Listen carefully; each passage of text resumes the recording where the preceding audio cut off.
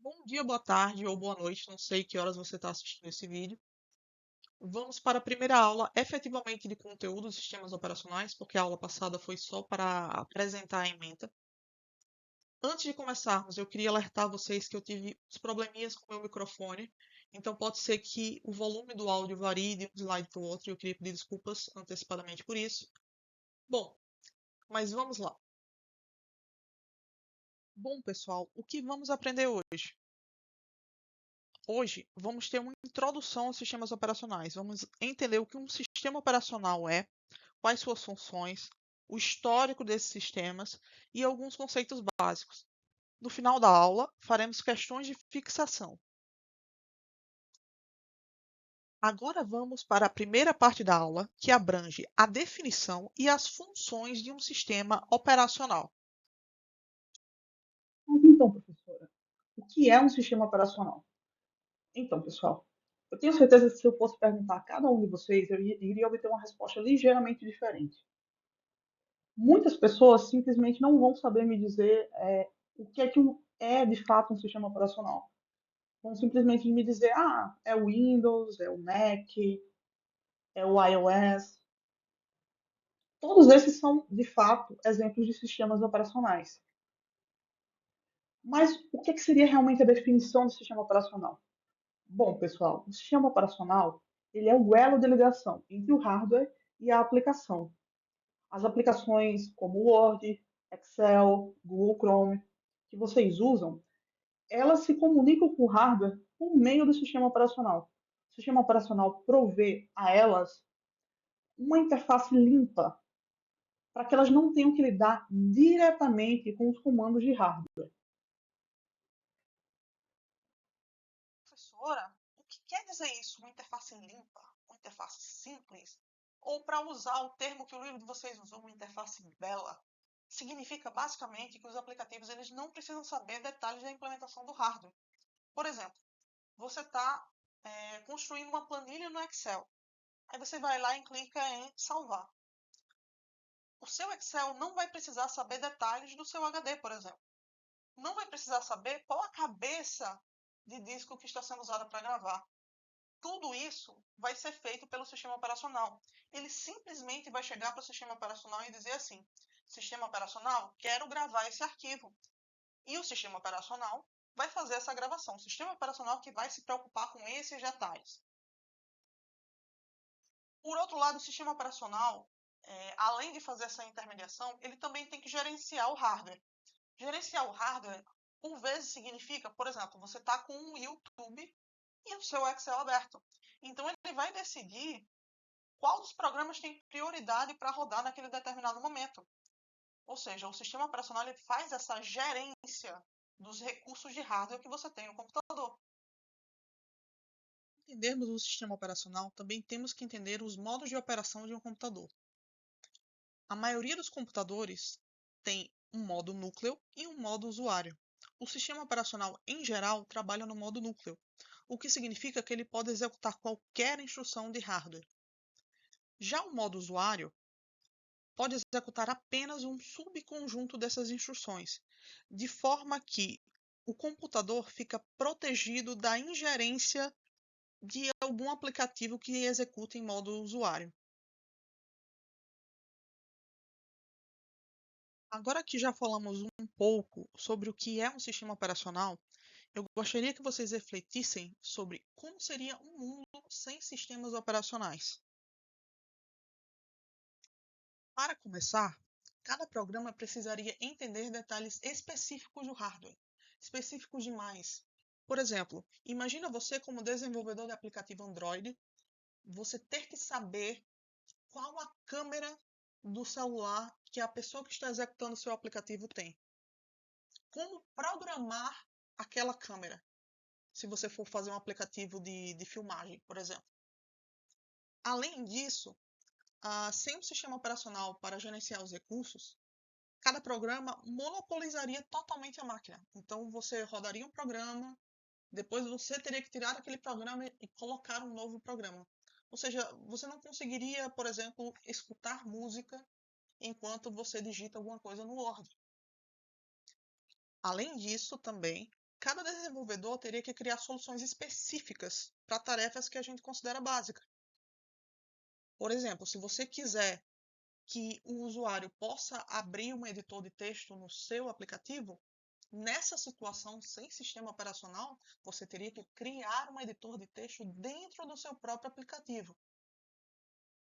Bom, devido ao fato de que os programas precisariam entender detalhes específicos do hardware, o que provavelmente aconteceria é que as máquinas seriam excessivamente especializadas. Você teria uma máquina só para o editor de texto, uma outra máquina só para editor de vídeo, uma outra máquina só para uma calculadora, por exemplo. Então, você teria que ter uma máquina para cada coisa. Não seria como ocorre hoje, que você tem o seu celular, que o seu celular pode ser um leitor de livros, pode ser um rádio, pode ser um exibidor de vídeo. A gente não teria todas essas facilidades. Talvez algum de vocês esteja se perguntando, mas professora, nessa disciplina eu vou precisar programar um sistema operacional? Pessoal, um sistema operacional é um software tão complexo, mas tão complexo, que uma BCZM inteira não tem a quantidade de linhas de código que tem no sistema operacional. Para vocês terem uma ideia, no Windows nós temos cerca de 70 milhões de linhas de código. No Ubuntu, cerca de 200 milhões de linhas de código. O Ubuntu, que é uma das distribuições mais populares do Linux. E no macOS, temos cerca de 90 milhões de linhas de código. Então é muita linha de código. Normalmente demanda uma equipe de milhares de pessoas que trabalhem por anos para fazer um sistema operacional. Então, não, pessoal, eu ouso dizer que nenhum de vocês vai precisar programar um sistema operacional na vida. Mas, como desenvolvedores de aplicativos, o que eu creio que a maioria de vocês pretenda ser no futuro, vocês têm que entender os fundamentos do sistema operacional para que o aplicativo que vocês criarem possa interagir com o Android, com o Windows, com o Linux, etc. Agora, uma curiosidade. Algum de vocês sabe por que o Ubuntu tem tão mais linhas do que os outros sistemas operacionais? Não só o Ubuntu, na verdade, como outras distribuições Linux também. O Debian tem cerca de 400 milhões de linhas de código. Isso acontece porque o Linux é um software aberto, de código aberto. Então, muitos desenvolvedores contribuem para a criação das bibliotecas do Linux, o que causa esse número a mais de linhas.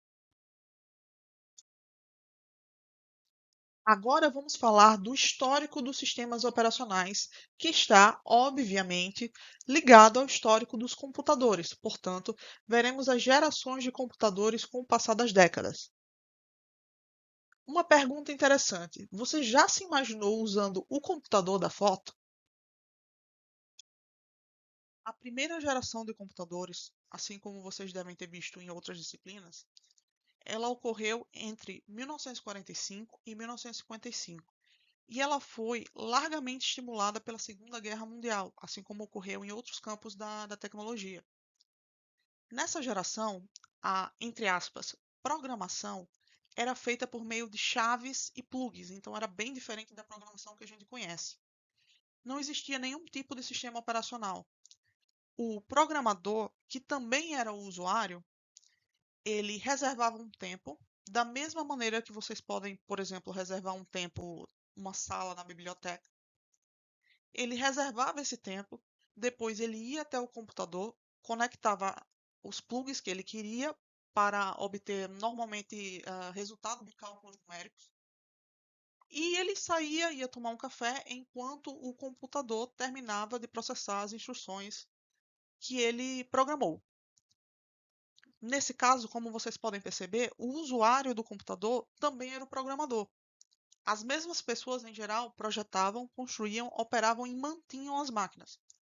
Além disso, as instruções eram todas feitas de forma sequencial. Então, se, por exemplo, o programa de um programador não usasse toda a capacidade da máquina, o computador não tinha capacidade de alocar outro programa enquanto isso. Ele não tinha capacidade de dividir seus recursos no tempo para executar mais de um programa ao mesmo tempo, como acontece hoje, ok? A segunda geração de computadores ocorreu entre 1956 e 1965. E ela foi muito beneficiada pela introdução do transistor em meados dos anos 1950. Por causa disso, os computadores passaram a ser vendidos a grandes empresas, universidades e governo, ou seja, pessoas com elevado potencial monetário. E por causa dessa venda, passou então a haver uma separação entre os projetistas e os usuários e programadores do computador. Nessa época também surgiam as linguagens de programação Fortran e Assembly. O programador ele escrevia um programa, por exemplo, em Fortran, e depois ele perfurava uma espécie de cartão. Esse cartão era levado até uma sala de um operador, que então colocava esse cartão na máquina quando houvesse disponibilidade. Assim que o programa terminava, o operador trazia a saída do programa de volta e depois o programador pegava essa informação. Por causa do elevado custo dessa máquina, criou-se um conceito de sistema em lote, batch. Basicamente, você reunia vários cartões, pegava um computador mais simples, fazia com que esse computador mais simples lesse os cartões e gravasse os comandos numa fita e depois colocava essa fita no computador principal. Então, reduzia o tempo, de certa forma. O operador não precisava ficar trocando de programa o tempo todo. Até porque levava um tempo para ele ir de uma sala a outra. E o computador muito caro não permitia esse desperdício. Foi nessa segunda geração que surgiu uma espécie de antecessor do sistema operacional. Como assim? Quando o operador pegava a unidade de fitas que continham as tarefas a serem executadas e levava para o computador principal, ele carregava no computador principal um programa especial que ele puxava as tarefas da fita sequencialmente. Então, quando acabava a primeira tarefa, ele imprimia o resultado da primeira tarefa em uma outra fita e dava o load na segunda tarefa. Então, basicamente, ele evitava essa perda de tempo. Ele fazia esse gerenciamento de tarefas, digamos assim. Foi na terceira geração de computadores, que começou em 1966 e foi até 1980, que nós passamos a ter computadores menores, do tamanho que um usuário comum poderia usar. Isso foi graças à utilização de circuitos integrados na fabricação dos computadores. Bom, foi nessa geração também que houve a criação da base dos sistemas operacionais modernos. O que ocorreu? Os fabricantes, até esse ponto, tinham normalmente duas linhas de computadores. Uma linha de computador muito potente, usada para fazer cálculos, e a outra linha de computadores usada para ler fitas e imprimir o resultado desses cálculos, como a gente já falou na segunda geração. Então, a IBM teve a ideia de colocar nessas duas máquinas diferentes, nessas duas categorias de máquinas diferentes, um software compatível, o mesmo software, o OS 360, que é justamente a base dos sistemas operacionais modernos. Então, em teoria, você tinha nessas duas máquinas o mesmo sistema operacional. Você teria diferença, claro, em termos de velocidade de processamento, armazenamento, mas as duas máquinas seriam compatíveis. Foi também nessa terceira geração que começou o conceito da multiprogramação. Eles perceberam que, por exemplo, quando o computador iria usar um dispositivo de entrada ou de saída, o processador ficava muito ocioso. Então, seria possível eu colocar um outro programa para rodar, enquanto o primeiro programa esperava por esse dispositivo. A quarta geração de computadores, que foi de 1981 até 1990, foi profundamente marcada pela produção em larga escala dos circuitos integrados. Ou seja, aqueles circuitos integrados que a gente viu na terceira geração passaram a ser produzidos em massa. Isso possibilitou que o preço dos computadores fosse mais acessível, possibilitando que as pessoas tivessem computadores pessoais. Para atender a essa nova demanda, esse novo público, sistemas operacionais mais amigáveis ao usuário comum surgiram. E também a estrutura do computador se tornou, em geral, mais amigável, com a criação, por exemplo, do mouse. Foi também nessa época que surgiram os multiprocessadores, muito embora nesse ponto do tempo eles estivessem limitados a computadores de alto desempenho. A quinta geração de computadores, que começou em 1991 e vai até os dias de hoje, ela é marcada principalmente por um grande nível de abstração, um nível de abstração cada vez maior. O que é que isso significa? Bom, lá na década de 50, de 60, os computadores necessitavam que os usuários soubessem programação para poder usá-los. Já na década de 80, até o início da década de 90, todo usuário precisava saber algumas linhas de comando, ele precisava decorar alguns comandos para poder usar o computador. Por vezes, até jogos eram jogados em linha de comando. Já nos dias de hoje, nós temos interfaces gráficas que fazem essa abstração e elas são, por vezes, tão intuitivas, mas tão intuitivas, que crianças que às vezes nem sabem ler conseguem usar os sistemas operacionais. Inclusive, temos sistemas operacionais em dispositivos móveis. Hoje, o celular do tamanho de uma mão tem maior poder computacional do que um computador do tamanho de uma casa tinha nos anos 50. Além disso, o sistema operacional também tem que se adaptar ao processamento distribuído. O que é o processamento distribuído? São softwares que, por vezes, rodam parte em um computador e parte em outro. E os sistemas operacionais também têm que se adaptar ao cloud computing. Tenho certeza que muitos de vocês já jogaram um jogo que está rodando parte no seu computador e parte na nuvem, ou seja, parte em um data center que você nem sabe onde é que está. E por vezes você joga esse jogo segunda e você está usando um data center na China. E na terça você está usando um data center em Taiwan. Então o sistema operacional tem que se adaptar a tudo isso. Bom, pessoal, agora vamos ver conceitos básicos de sistemas operacionais que vão ser muito úteis no decorrer desse curso. Esses conceitos serão aprofundados com o passar da matéria, mas é importante que vocês tenham uma noção do que significa cada coisa dessa nesse momento. Um conceito essencial para entender o sistema operacional é o conceito de chamada de sistema. O que seria uma chamada de sistema? Se você, por acaso, usa distribuições Linux e cria pastas no terminal usando o comando mkdir, você já fez uso de uma chamada de sistema. A chamada de sistema nada mais é do que a forma pelo qual um programa faz uso dos serviços do sistema. Elas são abstrações, são uma biblioteca que permite ao programa dizer ao sistema operacional, eu quero criar um arquivo, sistema operacional, eu quero criar uma pasta, e assim por diante. Já o conceito de processo, que também é muito importante, nada mais é do que um programa em execução. Cada programa ele vai ter pelo menos um processo, se ele estiver em execução. Mas pode acontecer, por exemplo, de você estar com 2 Google Chromes abertos. Nesse caso, haveria mais de um processo. Outros conceitos importantes de serem entendidos são, primeiro, espaço de endereçamento. O espaço de endereçamento está intimamente ligado ao conceito de processo. Ele é a abstração referente aos espaços de endereço aos quais um processo pode se referir. Então, você está mexendo no arquivo no Word, aquele processo referente ao seu Word, ele vai estar ligado ao local onde o sistema operacional está gravando aquele arquivo.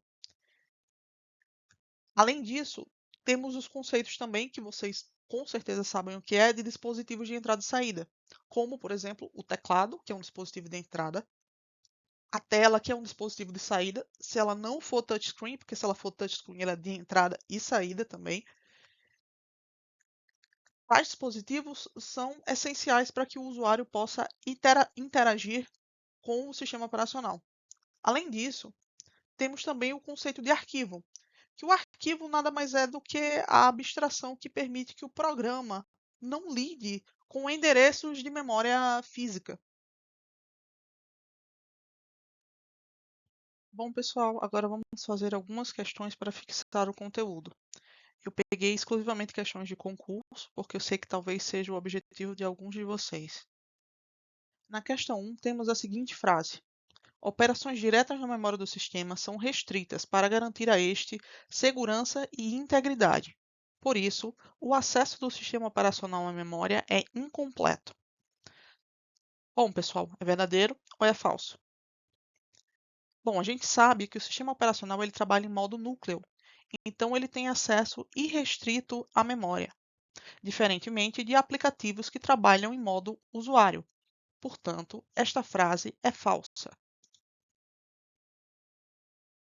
Na questão 2, pessoal, temos a seguinte afirmação: os sistemas operacionais modernos não são responsáveis pelo gerenciamento de recursos de hardware, pois essa tarefa é exclusivamente atribuída aos aplicativos que rodam sobre eles. Então, pessoal, essa afirmação é verdadeira ou é falsa? Essa afirmação é falsa, justamente o contrário.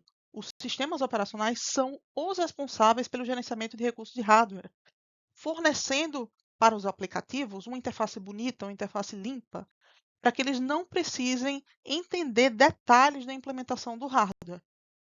Ok? Vamos para a questão 3.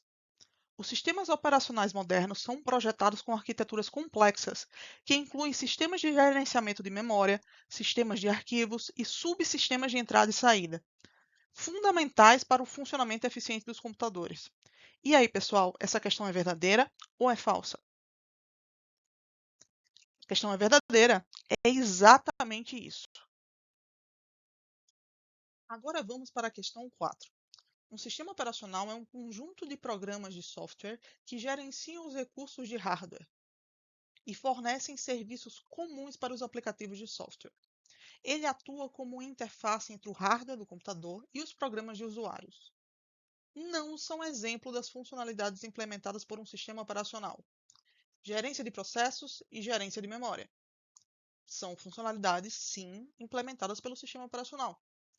Vamos para B. Gerência de dispositivos e gerência de arquivos. Ambas também são funcionalidades implementadas pelo sistema operacional. Gerência de conteúdo e gerência de edição de texto. Não, pessoal. Essas funcionalidades podem ser implementadas por aplicativos como o Word, por exemplo. Então, já temos aqui a nossa resposta, a letra C. Vamos ler o restante das alternativas.